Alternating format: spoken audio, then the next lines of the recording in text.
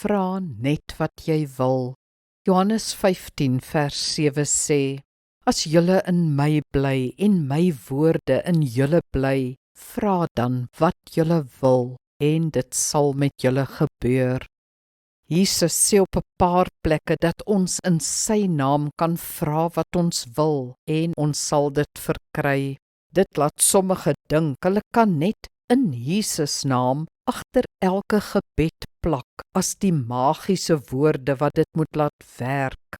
Nee, jy kan nie net wat jy wil vra in Jesus naam en verwag dat God jou 'n Mercedes of 'n oorseese reis gee nie. Jesus sê, as jy in hom bly en sy woorde in jou, dan sal jy ontvang. En as jy in Jesus bly, sal jy eerder bid vir die geld van 'n Ferrari om versending te gee.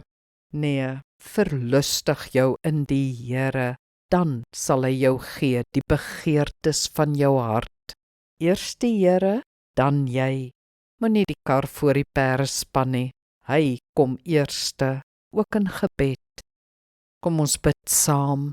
Heilige Here, gebed gaan nie eerstens oor my behoeftes of begeertes of wil nie, maar oor U wil vir my en my geliefdes en gemeente en land en vir die wêreld.